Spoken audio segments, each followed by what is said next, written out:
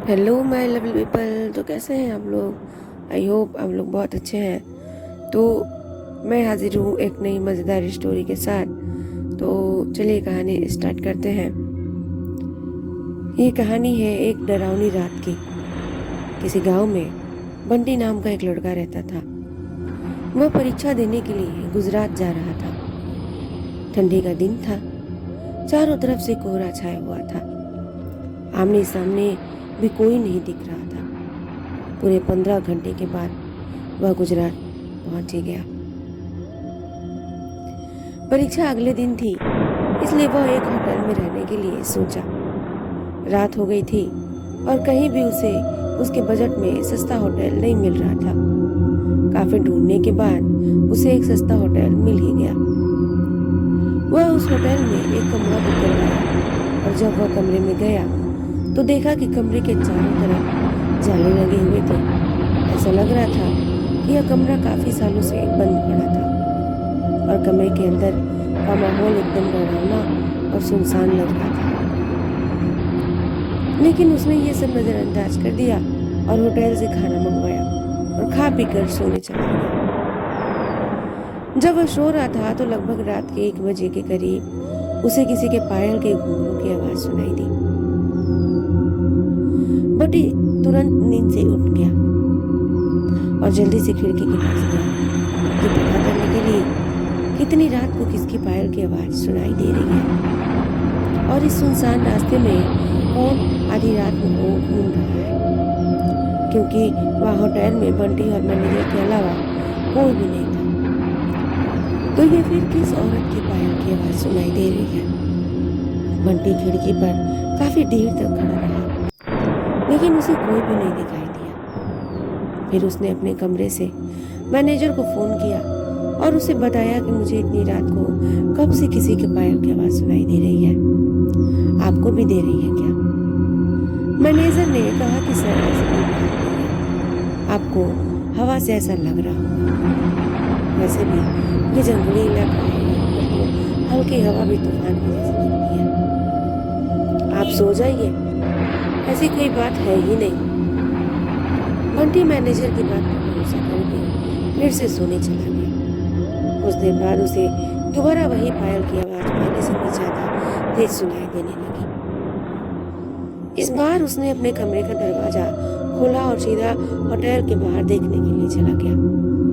जब वह बाहर आया तो देखा कि एक काफी लंबी औरत है जो सफेद साड़ी पहनी हुई थी। उसके बाल काफी लंबे थे और चेहरा ढका हुआ था। वह अपने हाथों में एक नारियल लेकर के होटल के चारों तरफ चक्कर लगा रही थी। ऐसा लग रहा था मानो अपने पायल की आवाज से किसी को बुला रही है। बंटी दौड़कर उसके पास गया कि कौन है ये औरत जो इतनी रात को यहाँ घूम रही है, लेकिन वह तुरंत ही गायब हो गई और चारों तरफ कोहरा ही कोहरा फैल गया। बंटी भी थोड़ा घबरा गया, क्योंकि जिस औरत को वह सामने से देखता वह दिख ही नहीं रही थी। बंटी अपने होटल में वापस जाना चाहा, लेकिन फिर उसे दोबारा पायल की आवाज सुनाई देने लगी। बंटी जब उसे ढूंढते हुए जंगल की ओर जाने लगा तो चलते चलते वह अपने होटल से इतनी दूर गया कि उसे पता ही नहीं चला। फिर उसने उस घने जंगल को कुछ ऐसा देखा कि उसका दिल दहल गया। उसने देखा कि उस औरत ने एक पीपल के पेड़ के नीचे 5-6 लाश रखी थी और बारी बारी से एक एक को नोच के खा रही थी। उसका मुंह खून से लथपथ था और चेहरा भी एकदम डरावना।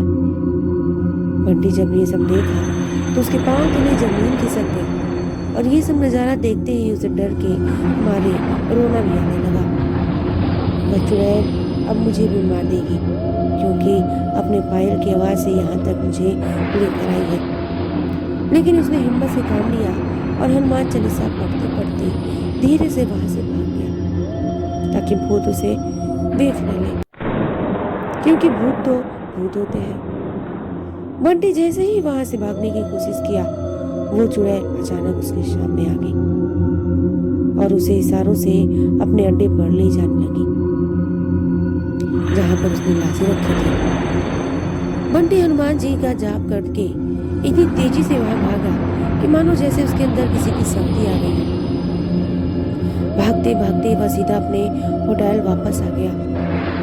वहां थोड़ी देर रुका, उसे एक आदमी दिखाई दिया। उसे देखकर ऐसा लग रहा था कि ये अच्छा आदमी है। वह पंडित के पास जाकर बोला, अरे भाई, क्या हुआ? इतने डरे हुए क्यों हो तुम? बंटी ने सारा किस्सा उस आदमी को सुनाया तो उसने बताया कि भाई, तुम बहुत किस्मत वाले हो कि आज तुम बच गए। वो भूत किसी को नहीं छोड़ती। और तुम इस होटल में क्या कर रहे हो? इसके तो बंद हुए काफी साल हो गए। बंटी जब उस आदमी का इतना बात सुना तो उसका डर कर पसीने निकलने लगे। फिर वह आदमी बताने लगा कि इस होटल में बहुत साल पहले एक लड़की के साथ 4-5 लड़के उसका भयानक तरीके से रेप करके मार दिए थे। लड़की तो मर गई, लेकिन किसी को भी नहीं छोड़ी, और जो भी रात के समय इस रास्ते से गुजरता है सबको अपने कब्जे में कर लेती है और मार देती है। और कुछ दिन बाद इस होटल पर पुलिस का छापा पड़ा। तब से ये होटल बंद है।